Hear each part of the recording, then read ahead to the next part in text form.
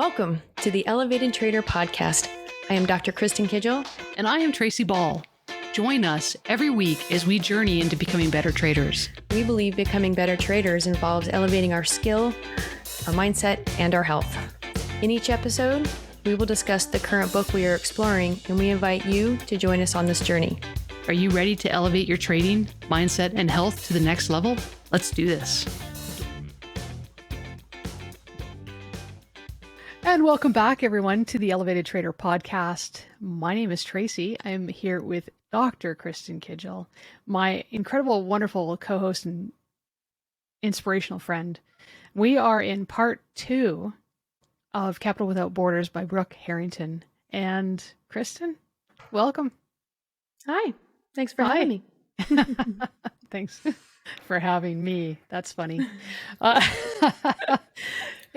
So we're into the next 3 hours of this audiobook. So this is going to be part 2 of 3 parts, because we have 9 hours or 9.5 hours of audiobook.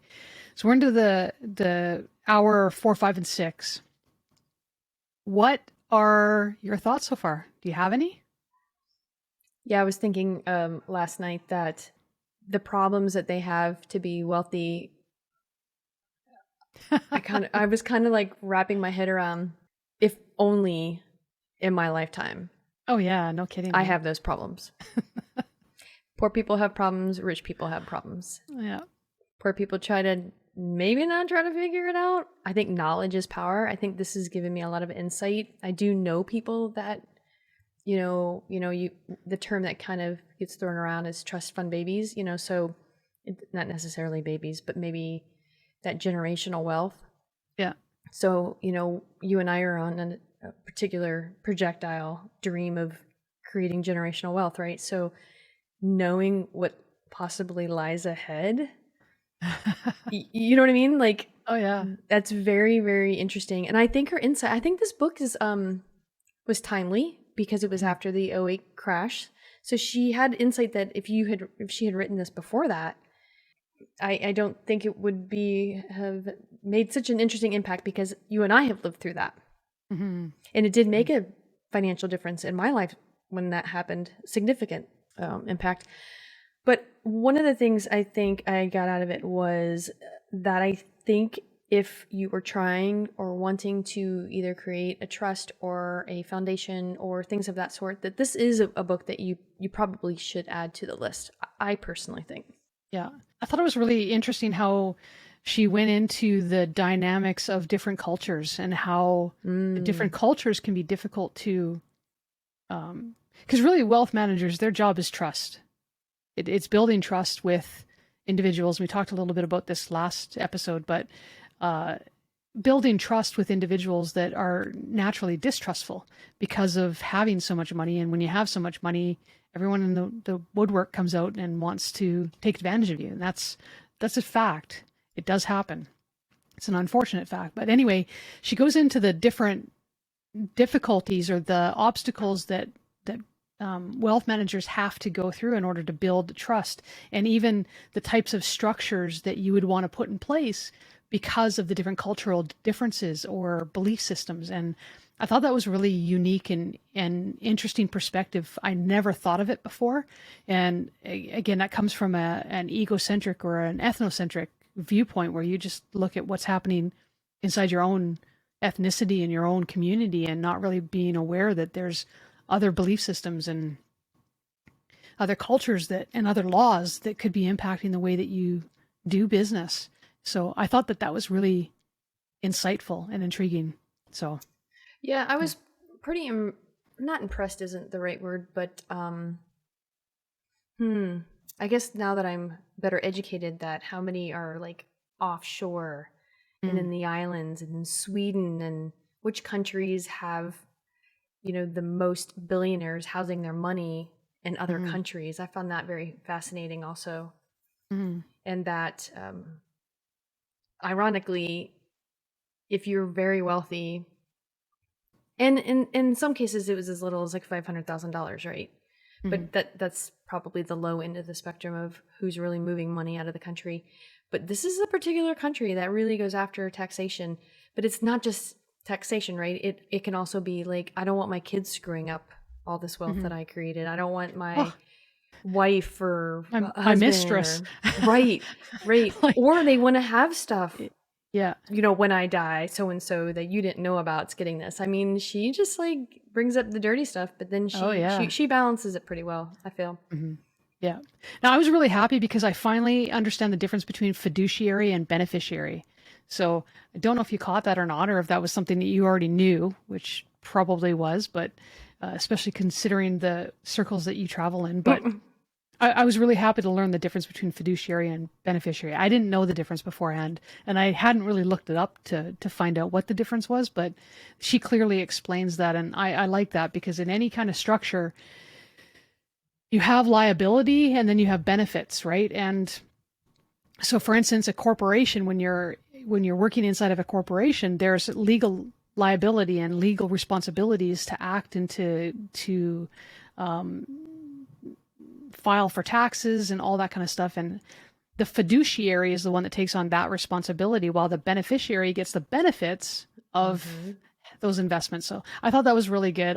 I mean, if that's the only thing I take from the book, then I've improved my vocabulary and I've learned something new, and I'm happy about it. There's been other things that I've learned, and the one thing that I actually did want to talk to you about today, because it was a kind of a point that really caught my attention, and that was when she was talking about some of the Middle Eastern ways of managing their money, and how it's becoming more common to actually move the money offshore because of laws that exist inside of the communities. And the thing that caught my attention wasn't so much that it's on an uptick to move money outside of the local communities into the offshore world. It's because of what she said about how originally a lot of that money would be sent down to male heirs. And there's been a shift and a pivot in a lot of the older businessmen who are now teaching their daughters how to manage wealth. They're teaching their daughters how to run businesses, and they want their daughters to be running businesses, but laws in those particular countries aren't allowing them to transfer those assets to their daughters.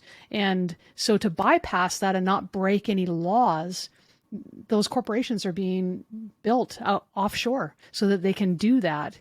And I thought that was a really pivotal shift in the way that money's been moving around lately. So I thought that was interesting. That was actually one of the things that I was really caught off by.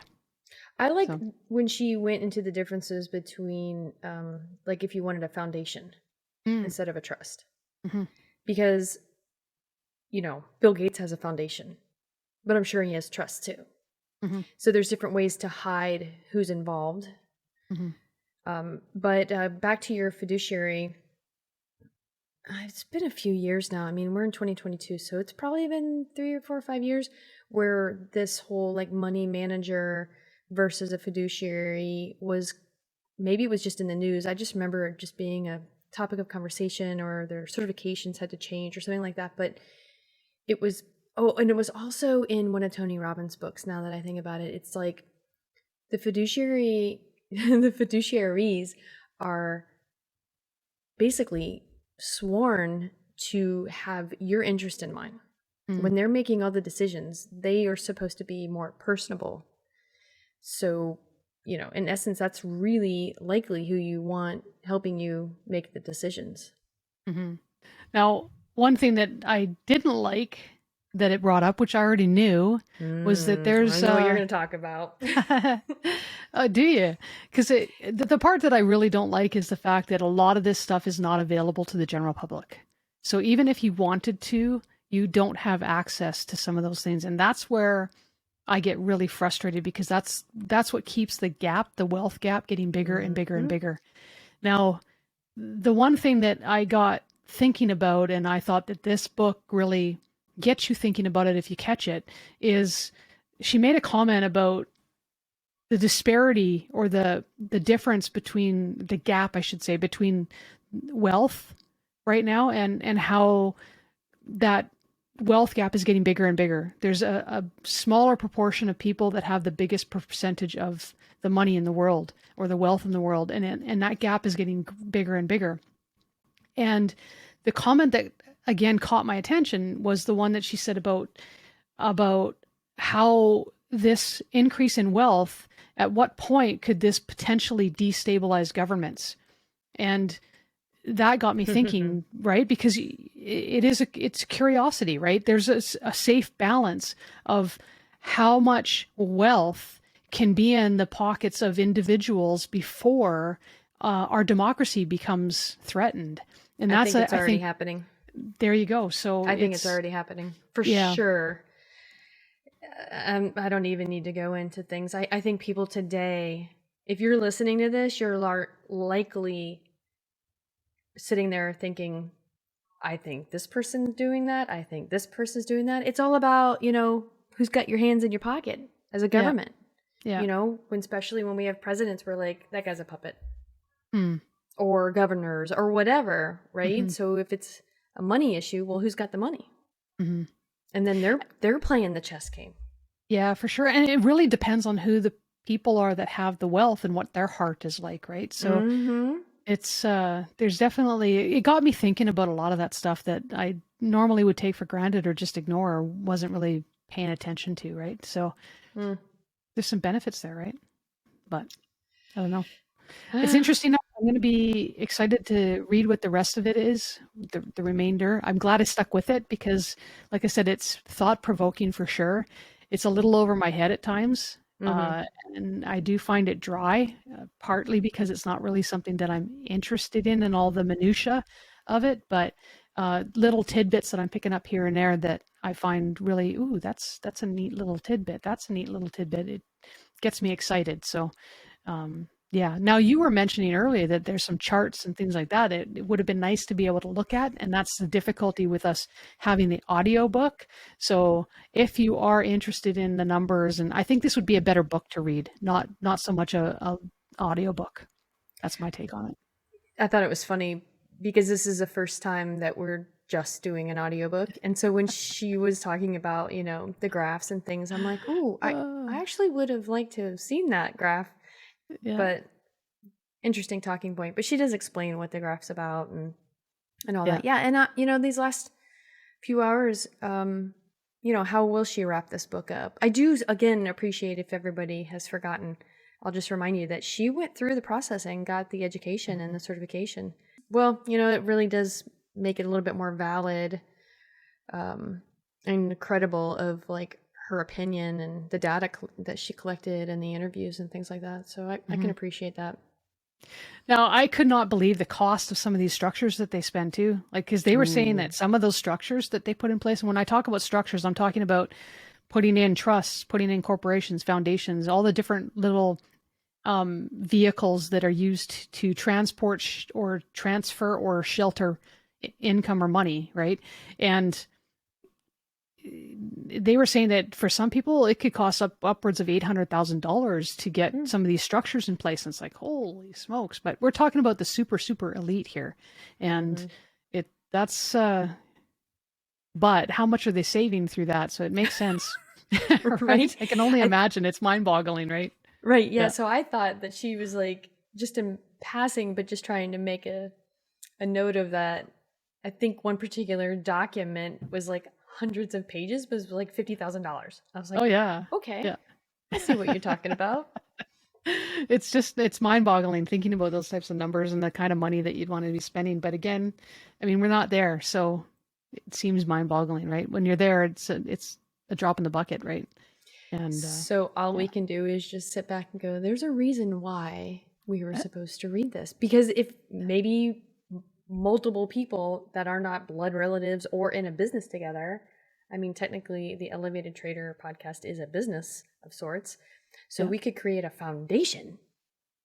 I mean, we could like really, we could just make it big, it's like hit some home runs here. Absolutely. So, yeah, no, I'm enjoying it. I'm picking up a few little tidbits here and there, and that's pretty much it. Was there anything else that caught your attention in this last section? Or this middle section, I should say? No, No, but I am curious. What's next? What's next? All right. Well, we'll find out in the Okay. next episode. Let's do I it. bet. All right. Thank you for joining us today. For more information about the show, as well as our list of current reads, check us out at www.theelevatedtrader.com. Remember to subscribe and share if you found value in today's episode. See you next week.